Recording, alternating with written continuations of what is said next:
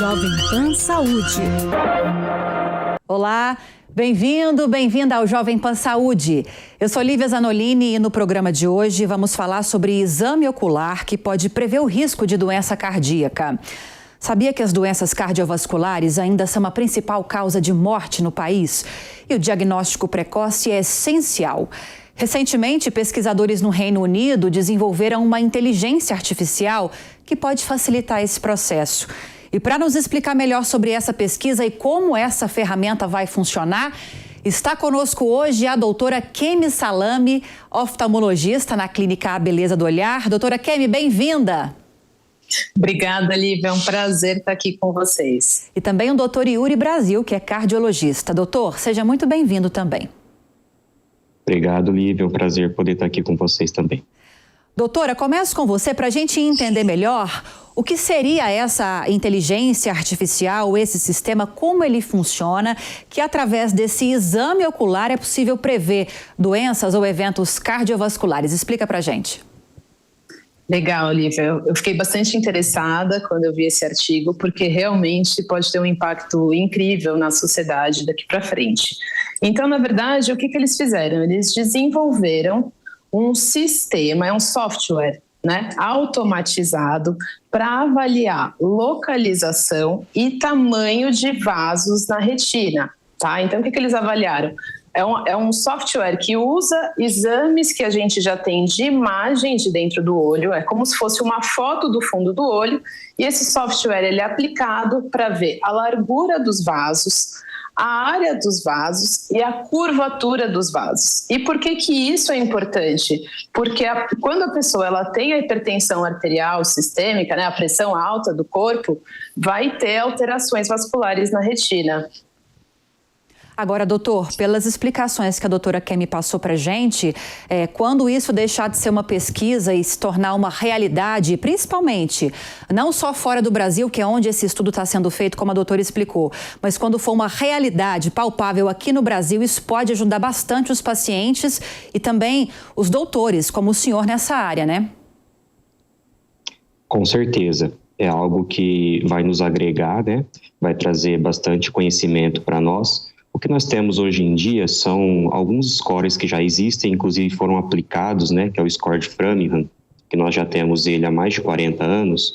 Esse score ele leva em conta algumas variáveis, como o tabagismo, o etilismo, os níveis do colesterol e da pressão, a presença ou não de diabetes. Através dessas variáveis, nós conseguimos chegar aos pacientes que têm o maior risco de ter os eventos vasculares maiores, que são, no caso, o infarto e o acidente vascular cerebral, o derrame. Então, tudo isso, aliado a essa nova tecnologia, a essa inteligência artificial, com certeza vai trazer mais dados para a gente poder facilitar, descobrir quais pacientes estão mais suscetíveis a essas doenças.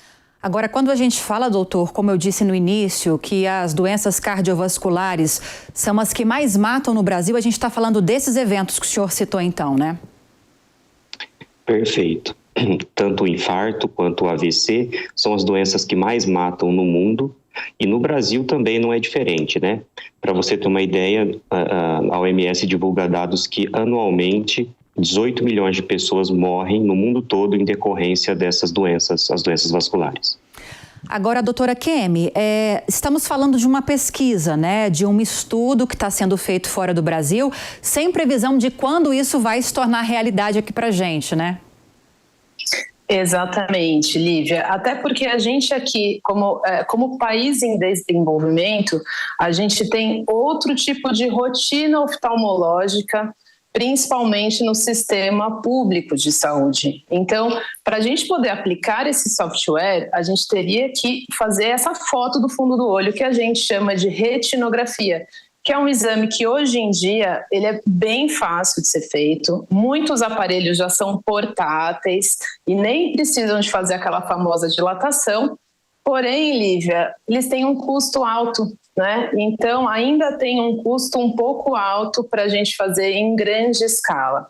Esse que é, na minha opinião, a primeira limitação para chegar aqui, claro, além de que tem que reproduzir esse estudo, o próprio artigo ele fala isso, né? Que devem ser feitos mais estudos para ver se realmente tem essa eficácia e vai ajudar bastante mesmo a população.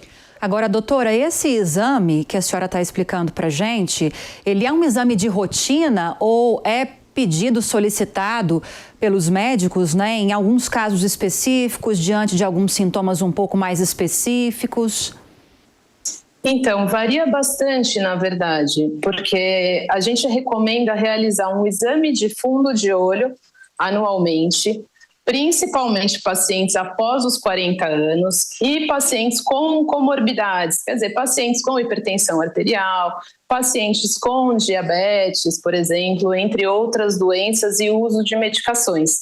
Só que existem várias formas de a gente avaliar o fundo do olho, Lívia. Então, as formas mais simples e mais, vamos dizer, baratas, né, mais acessíveis no nosso meio, são através da observação direta. Mas aí a gente tem que dizer que esse é um exame muito bom, só que ele é um exame subjetivo. Então, a gente olha o fundo do olho do paciente e a gente descreve o exame, tá? Então, fica difícil, não tem como aplicar um software nesse exame. Tá? Em alguns casos, em alguns serviços, em algumas situações, a gente vai pedir a retinografia, que é um exame um pouco menos subjetivo, mas não é um exame que a gente pede de rotina para todos os pacientes no momento aqui no Brasil.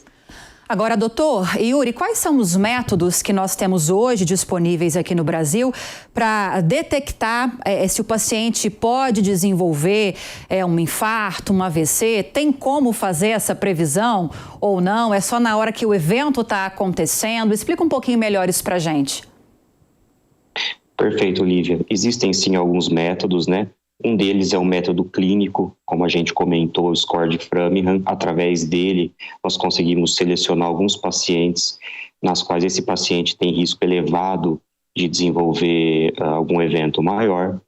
O outro seria o histórico familiar, que é bem importante para nós na cardiologia, principalmente quando se trata de doença arterial coronariana. E, além disso, nós podemos lançar a mão de alguns exames, alguns mais simples e aplicáveis, como o teste de esforço, o teste da esteira, né, que é conhecido popularmente. Esse teste nós colocamos o paciente para ele andar, correr, e nós avaliamos algumas alterações no eletro e na frequência cardíaca, na pressão arterial. Esse teste pode nos trazer também se o paciente tem ali alguma artéria com comprometimento. Outro exame de imagem seria o ecocardiograma. Ele nos traz dados da parte estrutural cardíaca, como as válvulas, as paredes. Também pode nos dar algumas dicas em relação a como está a saúde cardíaca do doente. E mais um exame que nós podemos pedir, ele se chama cintilografia. É um exame que o paciente ele faz em 2 etapas, uma parado, outra depois de um esforço ou depois de injetar algum remédio no paciente, para simular esse esforço. E daí nós comparamos as paredes do coração, se todas as paredes estão capturando o mesmo radiofármaco que foi injetado. Se não tiver, né, a gente prediz que existe alguma artéria que está com algum nível de entupimento. Claro que além desses exames nós temos o cateterismo. O paciente que ele vai para o cateterismo, não todos estão infartados. Alguns estão com esses exames que eu descrevi anteriormente alterados. Daí ele vai para o cateterismo, aí sim a gente faz o diagnóstico se ele tem alguma artéria com alguma obstrução. O método que vai ser utilizado, o tipo de exame que vai ser solicitado para o paciente, e a frequência também com que esses métodos vão ser solicitados, isso vai depender do histórico do paciente. Alguns desses exames são exames de rotina, ainda que o paciente não tenha um histórico familiar com a presença dessa doença nesse histórico, é possível que sejam solicitados alguns desses métodos ou exames rotineiramente para evitar qualquer problema? Sim, a gente pede, mesmo que o paciente não tenha sintomas ou que ele não tenha um histórico familiar, muitos exames nós pedimos sim, principalmente o teste de esforço, quer seja ele a esteira ou a cintilografia, e o ecocardiograma. São exames que eles não são invasivos, não causam, são indolores ao paciente, né? Não tem risco e também não se usa contraste. Então, mesmo que o paciente não tenha sintoma não tenha fator de risco, a gente pode sim lançar mão desses exames. Agora, doutora Kemi, você estava explicando para a gente a respeito desse método, né, desse sistema, desse software, e explicou também o como aqui no Brasil ainda há uma grande deficiência nessa área oftalmológica. Então, eu quero entrar um pouquinho nessa questão também. Quando a gente fala de doenças oftalmológicas, quais são as principais que a gente tem, pelo menos em relação ao brasileiro, aqui ao Brasil? Excelente pergunta, Lívia. Eu digo que a gente tem que sempre lembrar que os olhos, primeiro que eles fazem parte do nosso corpo, então eles merecem esse cuidado anual, tá? Tanto quanto as outras partes do corpo, né? No Brasil, a gente tem um problema grande de catarata, que é uma causa de cegueira reversível, quer dizer, você faz a cirurgia e volta a enxergar se não tiver nenhuma outra alteração dentro do olho, mas tem sido uma causa de cegueira bem frequente.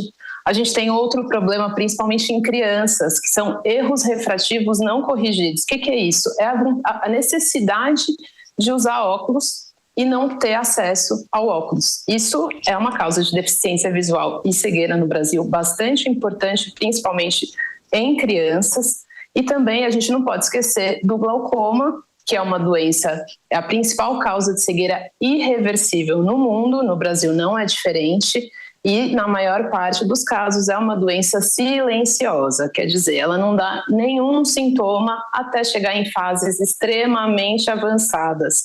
Tá? Então, assim, é muito importante, é difícil às vezes o acesso ao oftalmologista, até pelo próprio sistema de saúde, é um serviço que a gente chama de terciário, né? Super especialista, mas é super importante, principalmente após os 40 anos, fazer um exame oftalmológico anual. Além de, claro, as consequências das doenças sistêmicas, né? Então, a retinopatia diabética, alterações da retina por causa da diabetes, a retinopatia hipertensiva, né? As consequências da hipertensão arterial no olho, tá? Outras doenças e outras medicações também causam alterações no olho que podem ser irreversíveis. Então, prevenir é sempre o melhor remédio. Isso que eu ia perguntar, doutora, são problemas que, embora podem se tornar graves, que têm como ser prevenidos? De que forma eles podem ser prevenidos, além dessa ida frequente ao oftalmologista para identificar alguns sintomas, por exemplo? Assim, principalmente, claro, observar se existe alguma dificuldade para enxergar, né? É sempre o primeiro passo, mas nem sempre a pessoa vai ter uma dificuldade. Então, história familiar positiva de doenças oftalmológicas, história de cegueira na família de causa desconhecida, isso é muito comum no Brasil, porque tem pessoas de áreas em que o pai, a mãe, o avô ficaram cegos, o tio ficou cego e a pessoa não sabe por quê.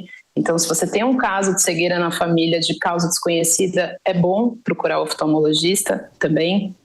Além do controle dos fatores de risco, né, Lívia? Então, assim, é super importante para o próprio olho a gente manter exercícios físicos regulares, a gente manter uma boa dieta, a gente controlar todas essas doenças de base. Então, tudo isso vai ajudar a prevenir a cegueira. São orientações que servem para qualquer situação, né? Para você que está chegando agora ao Jovem Pan Saúde, estamos recebendo hoje a doutora Kemi Salame, oftalmologista na clínica A Beleza do Olhar, e o doutor Yuri Brasil, cardiologista. O tema de hoje é o uso da tecnologia por meio de um exame ocular para prevenir, aliás, para prever, para fazer uma previsão de risco de doenças cardiovasculares. Agora, doutor Yuri, a gente falou um pouquinho sobre as questões oftalmológicas, agora doenças mais comuns. Te perguntei um pouquinho antes também sobre as doenças cardiovasculares também mais comuns e que mais levam a situações graves aqui no Brasil. Há como prevenir também, pelos métodos que o senhor explicou e pela receitinha básica que a doutora acabou de explicar para a gente também, uma vida mais saudável, alimentação saudável, prática de atividade física, a ida regular ao especialista. Agora vamos falar um pouquinho de tratamento. Para esses principais eventos cardiovasculares, quais são os tratamentos mais comuns? Sim, perfeito. Como a doutora Kemi colocou perfeitamente, né? A questão de o melhor remédio é a prevenção. né? Então, antes de chegar lá, a gente tem que já se prevenir, tendo uma dieta saudável, tendo um hábito de vida, uma prática de atividade física também. Mas para os pacientes que já tiveram um evento, por exemplo, tiveram um infarto, a gente tem que sempre orientar a cessação do tabagismo, o paciente tem que parar de fumar, não é mais uma opção para ele. A diminuição da bebida alcoólica, né? O ideal é parar de beber. Nós não temos também essa questão de uma quantidade segura de uso de álcool, principalmente porque o álcool ele tem um efeito arritmogênico. Então, para quem já tem uma doença estrutural cardíaca, fazer uso de uma substância como o álcool que pode desencadear arritmias não seria algo interessante. Então, a gente também pede que o paciente não faça uso de bebida alcoólica. E existem várias medicações que a gente lança a mão, graças a Deus algumas medicações que já estão disponíveis aqui no Brasil, e agora recentemente a gente teve, né, a novidade que inclusive uma delas o Ministério da Saúde vai incluir na farmácia popular, o método de coparticipação, né? O doente vai pagar um tanto bem menor e vai conseguir ter acesso. Então, para a questão da insuficiência cardíaca, principalmente aqui no Brasil, nós estamos caminhando para um método melhor. Os pacientes estão conseguindo ter mais acesso às medicações e às informações para poder prevenir a exacerbação da doença, né? Paciente que já infartou, que não tem um segundo infarto, ou paciente que tem insuficiência cardíaca, que ele interne menos por essa doença. Em algum caso, é necessário que haja uma intervenção cirúrgica, doutor? Sim, muitas vezes, né? Hoje em dia a gente já consegue bastante, a maioria das vezes, resolver percutaneamente. O paciente faz o cateterismo, se ele tiver alguma obstrução, nós conseguimos implantar um stent, mesmo em cenários mais complexos. Mas ainda existe aquele cenário que o paciente precisa ir para a cirurgia, precisa abrir o peito e ser implantado ali uma ponte de safena ou uma ponte de mamário. Outros pacientes também são os pacientes que precisam de implante de válvula, né? Trocar a válvula. Hoje em dia também, aqui no Brasil, nós já fazemos esse tipo de tratamento percutâneo, através de como se fosse um cateterismo, mas em casos selecionados ainda precisa sim da cirurgia aberta. Tá. Agora, doutora Kemi, reforçando mais uma vez, estamos falando de uma pesquisa que está acontecendo fora do Brasil a respeito de uma tecnologia, de uma inteligência artificial que pode, por meio de um exame ocular, prever risco de doenças cardiovasculares. Além dessa questão, alguns exames oculares, ainda que não utilizem, ainda, claro, dessa metodologia, desse método, podem ajudar a descobrir outras doenças, além dessas que a gente está falando aqui? Com certeza, Lívia. Sem o software, sem a retinografia, que é a foto do fundo do olho, só de olhar o fundo do olho, a gente consegue fazer diagnósticos, às vezes, até de doenças sistêmicas. Então, às vezes o paciente não tem o hábito de ir ao médico e vai lá fazer um óculos, você faz um fundo de olho, você observa alterações vasculares, né? Então, as arteríolas lá dentro do olho, lá na parte nervosa do olho, elas começam a ficar mais estreitas e tortuosas. Os cruzamentos entre arteríolas e vênulas, né, os vasinhos, eles vão cruzar já de forma mais deficiente. Isso é muito, muito sugestivo de um paciente que tem hipertensão arterial sistêmica. Então, a gente manda esse paciente para o cardiologista, né, para o nosso colega, e consegue fazer o diagnóstico dessa forma. Então, assim, mesmo sem o software, um exame de fundo de olho, ele consegue dizer muita coisa sobre a nossa saúde. Eu digo que os olhos, nós oftalmologistas somos privilegiados, porque os olhos não são só a janela da nossa alma, eles são as janelas do nosso corpo mesmo, Lívia. Agora, doutora, não sei se eu vou falar alguma besteira aqui, mas eu tenho a impressão que a saúde oftalmológica não tem tanta atenção do brasileiro diante da importância que ela tem, como você está explicando para a gente. Qual que é a explicação para isso? É o acesso mais difícil a esses exames, a esses especialistas, como você estava explicando? É falta de conscientização como um todo? O que explica essa deficiência aqui no Brasil na procura por profissionais nessa área para detectar problemas não só de visão, como tantos outros também, como a gente está falando agora? Eu acredito, Lívia, que realmente como outros países em desenvolvimento, né, outros países da América Latina, da Ásia, da África principalmente, falta de acesso, falta de acesso à informação principalmente.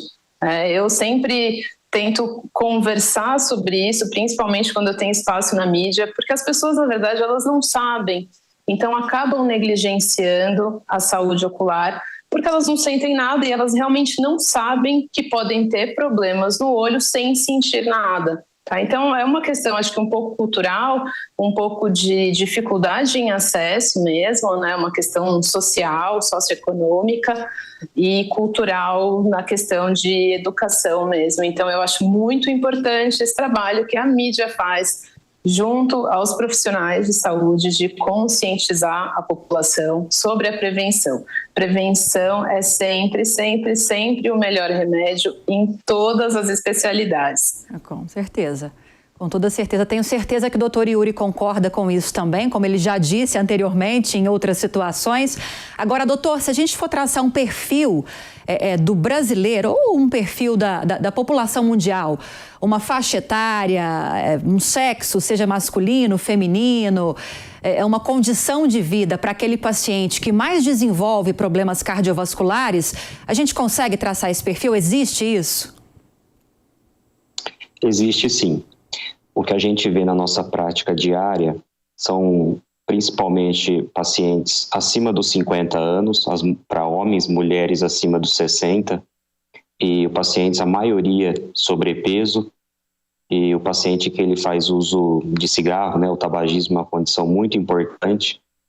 E também outro fator bastante impactante é o nível socioeconômico do paciente, né? É o paciente que ele não tem muito acesso à informação, com certeza ele está mais exposto e ele tem mais chances de ter algum evento cardiovascular. Então esse é o perfil. O que a gente vê na nossa prática é cada vez mais pacientes mais jovens tendo infartos, né? A gente vê toda semana aí um paciente de 35, 38, 40 anos tendo infarto. A imensa maioria deles faz uso de cigarro ou de alguma outra droga ilícita. E também, assim, os pacientes do sexo masculino, eles infartam um pouquinho mais que as mulheres. Embora as mulheres, quando infartam, tenham um risco mais elevado para complicações maiores. Essas ocorrências, esses eventos, doutor, na infância, têm sido cada vez mais comuns. O que explica isso e como lidar com isso? Sim, na infância nós temos algumas doenças, né, conhecidas como algumas vasculopatias, em particular a de Takayasu. O paciente tem uma inflamação sistêmica e depois o próprio organismo ele ataca as artérias, principalmente do coração, né, as coronárias.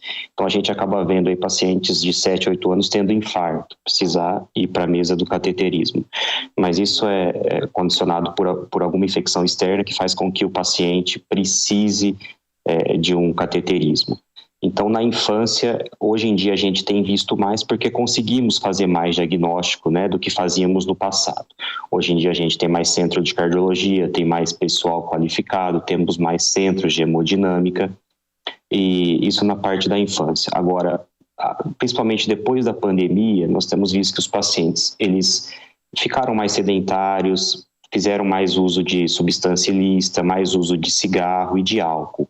E isso faz com que os pacientes estão tendo infarto cada vez mais jovens. Então, como eu falei anteriormente, né, toda semana a gente acaba pegando no hospital um paciente de 35, 36 anos infartado, precisando ir para a mesa do cateterismo.